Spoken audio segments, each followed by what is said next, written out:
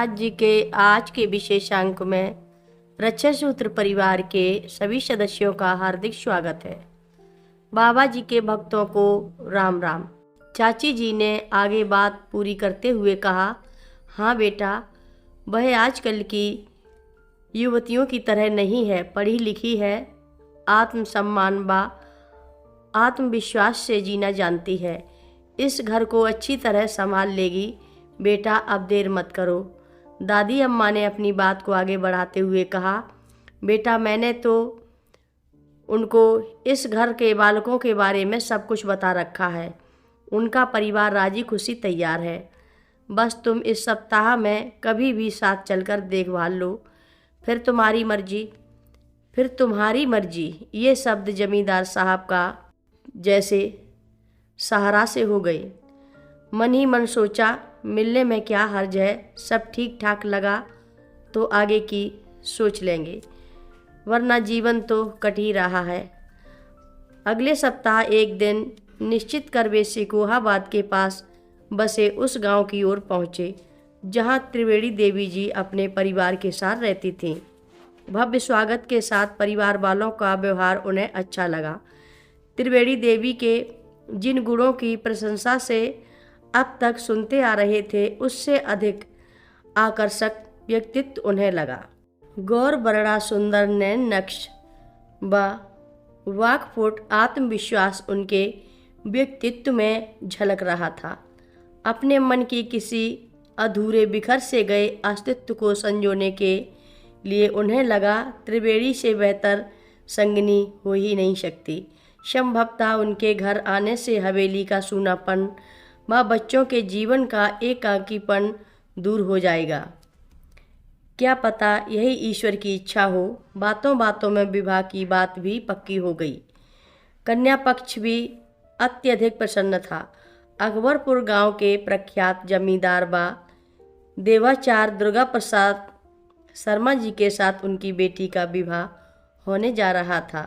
फल मेवे मिठाइयों से सबका मुंह मीठा हुआ। हंसी खुशी विदा होकर जमींदार साहब अपनी हवेली पहुंच गए। पारिवारिक जनों में जब इस बात की खबर पहुंची तो सभी को बहुत ही प्रसन्नता हुई कि चलो एक बार फिर से घर की रौनक वापस आ जाएगी। परिवार का बिखरापन व बालकों के जीवन का एकाकीपन मिट जाएगा। पंडित जी से शुभ मुहूर्त निकलवाकर विवाह की तिथि निश्चित हो गई।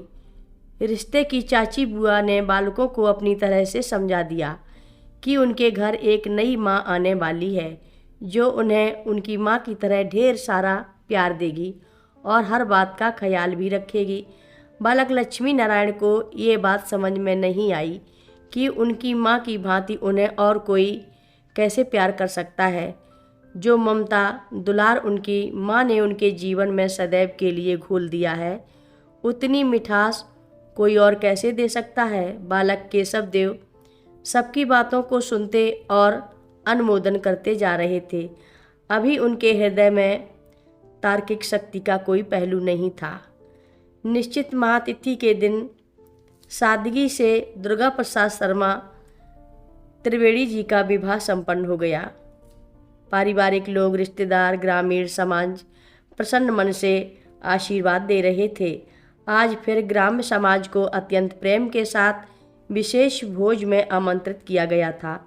उन्मुक्त रूप से फल मेवे मिष्ठान अन्न धन व वस्त्रों के दान के साथ सभी को यथोचित सम्मान देकर विदा किया गया। मन व वाणी में जमींदार साहब व उनकी नववधू के लिए अनेकों शुभकामनाएं व आशीर्वाद थे। हवेली का माहौल फिर नए रंगों से सजने लगा।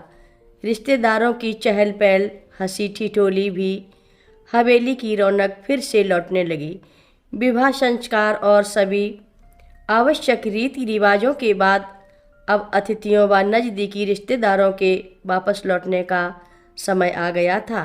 दादी अम्मा भावुक होकर आते जाते कई बार नए जोड़े को गले लगाकर आशीर्वाद देते हुए आंचल से आंसू पोंछती रहती और धीरे धीरे विदा लेते हुए सभी अपने गांव घरों को लौट गए।